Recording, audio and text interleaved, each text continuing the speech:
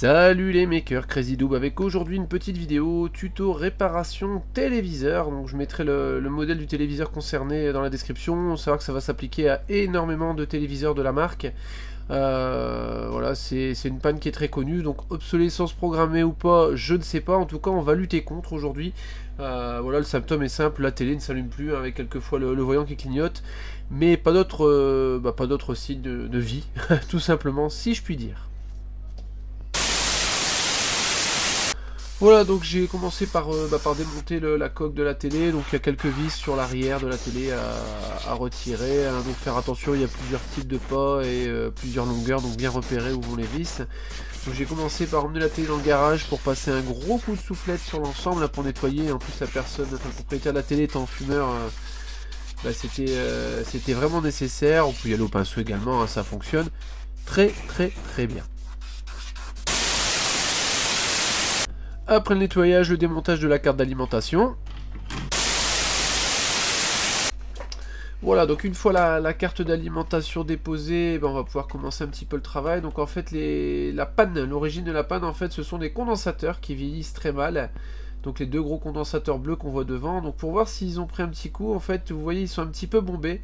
Il y a une petite découpe en fait qui est faite d'origine, qui permet en fait au condensateur d'éviter d'exploser quand il y a une anomalie. En fait, il va s'ouvrir délicatement, suinter, et voilà, juste mettre en panne l'appareil. Savoir qu'un condensateur peut exploser, hein, notamment s'il est branché à l'envers, hein. Voilà, des petits phénomènes qui sont pas forcément sympas. Donc en fait, on va commencer par dessouder les condensateurs qui vont avoir un aspect bombé, voire même qui seront fracturés sur le dessus. Donc je vous repère pas forcément les condensateurs qui sont HS, hein, puisque en fonction du modèle de télé, ce sera peut-être des condensateurs différents, mais de toute façon vous pouvez pas les louper. Voilà, le dessus du condensateur, vous devez avoir une petite croix légèrement renfoncée, mais qui doit en aucun cas être arrachée ou voir le dessus d'un condensateur bombé. Là voilà, c'est vraiment le signe d'un condensateur HS. Donc voilà, avec une pompe à dessouder, on vient chauffer un petit peu la piste et puis aspirer l'étain, hein, pour venir décrocher le condensateur. Bon, ça prend un petit peu de temps, hein, il faut être bien minutieux, pas trop chauffer non plus pour pas décoller la piste, hein. Après voilà, c'est la seule compétence qu'il faut avoir, c'est de savoir souder, dessouder. Voilà, une fois qu'on a bien aspiré l'étain, en fait on peut retourner. Voilà, donc on a les deux condensateurs qui sont ici qu'on peut retirer. Donc là c'est un 1000 microfarad en 35 volts. Voilà, donc on voit bien le dessus qui est bombé et qui est fracturé, hein. On voit même quelquefois ça fait un petit peu de caramel sur le dessus. Là c'est vraiment signe d'assuintement. Là pareil, on voit bien il y a un petit trou au milieu et le dessus est bien bombé. Donc voilà, ces deux condensateurs là, ce sont des 1000 microfarad en 35 volts. Donc pas monter du 24 volts, hein, parce que ça tient pas. Voilà, il faut vraiment remettre au moins du 35 volts. Après si vous voulez mettre plus gros, c'est pas gênant. Voilà, bien respecter la capacité en microfarad et mettre soit 35 volts soit plus. Le troisième condensateur qui pose problème, le 470 microfarad. Donc en fait, hein, pareil, on voit qu'il y a un aspect un peu gonflé. Donc on repère les pattes. Là en fait, je viens rajouter un petit peu d'étain parce que la soudure d'usine est toujours un petit peu plus résistante, hein. J'ai un étain basse température, donc ça me permet, voilà, de l'aspirer facilement sans trop chauffer les pistes. Voilà, 2-3 petits coups de pompe. Normalement on doit pas être trop loin de la vérité, on peut passer un petit coup.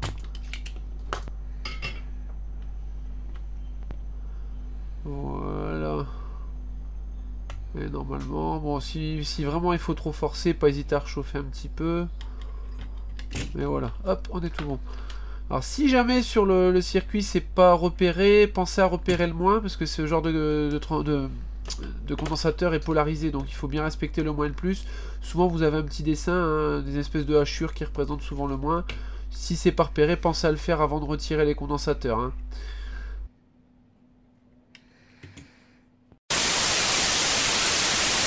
Voilà, donc on va pouvoir penser à remonter des condensateurs, hein, puisque la télé va pas redémarrer sans forcément. Ça va que je n'avais plus de condensateur de ces capacités là en stock en neuf en fait, hein, et le propriétaire de la télé étant une vraie pince, je lui ai tout simplement remis des condensateurs de récup. Voilà, comme ça ne m'a rien coûté, ça ne lui a rien coûté, ça ne nous a rien coûté, ça ne nous coûtera rien.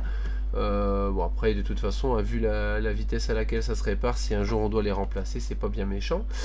Voilà, donc remontage, hein, les deux condensateurs 1000 microfarad et puis le 470. Donc pas hésiter à charger un petit peu en éteint, hein, voilà, et pas chauffer trop, hein, comme pour toute soudure, pour pas décoller les pistes.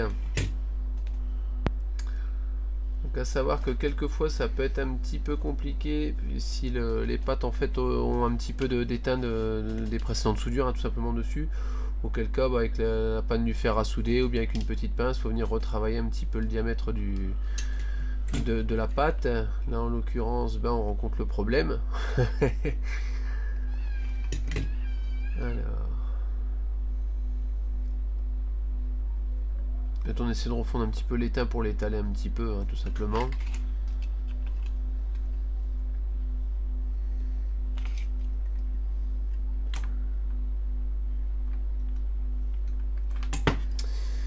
Et décidément, bon, on va y aller avec une pince dans ce cas-là, écraser un petit peu la petite bille d'étain qui peut rester. Alors, une petite pince, voilà. Donc en fait, en tournant, on vient aplatir un petit peu l'étain. On fait attention de ne pas tordre la pâte non plus, puisque sinon on va l'arracher à l'intérieur du condensateur, et là c'est vraiment pas ce qu'on veut.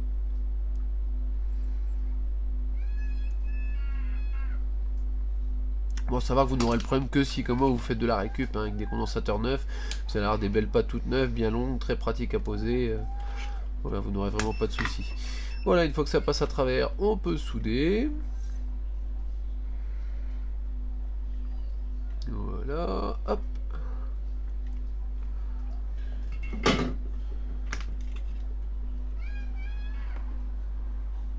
Et enfin, le dernier.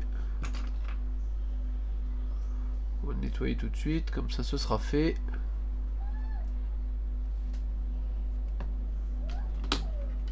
Voilà, alors. Les deux petites papates dans les petits trous-trous. Oui, je vous infantilise un petit peu, mais je sais que vous n'êtes pas des enfants. Voilà, quoique peut-être. Parmi vous, il y a des enfants qui veulent s'initier à la réparation de télé. Et je vous dis toutes mes félicitations. Voilà, la carte est réparée. Il n'y a plus qu'à remonter et à tester. Moment de vérité. A-t-on bien travaillé ou avons-nous été très mauvais? Donc la télé est branchée, la télécommande dans la main. Petite tentative d'allumage. Oh, qu'est-ce que c'est beau! Mais qu'est-ce que je suis content! Bon, on n'aperçoit pas très bien, mais on voit les numéros de chaîne sur le haut à gauche. Écoutez, j'ai envie de dire, voilà, une petite réparation qui a rien coûté en fait, hein, puisque c'est de la récupération. Bon, c'est vrai que des condensateurs, voilà, hormis si vous achetez ça, vous achetez un kit sur eBay, un voleur en France qui vous vend 6 € le kit, auquel cas il vous aura escroqué. Voilà, c'est un coût de réparation de quelques centimes, hein, voilà, si vous achetez vos condensateurs, en gros, c'est des condensateurs standards, donc voilà, au-dessus de 10 centimes, c'est du vol. Je dis escroc en France, mais Coco, attention, je n'ai rien contre les Français, mais on voit beaucoup de rigolos mettre en vente des kits de réparation pour tout, hein, avec 3 condensateurs et 2 résistances pour 10 € le kit, alors que ce sont des produits qui coûtent 20, 30, 40 centimes à tout casser. Voilà, donc ça fonctionne. Si vous avez des questions, des commentaires, ça se passe juste en dessous de la vidéo. Un petit like si vous avez aimé, et pensez à vous abonner. A bientôt pour de nouvelles vidéos.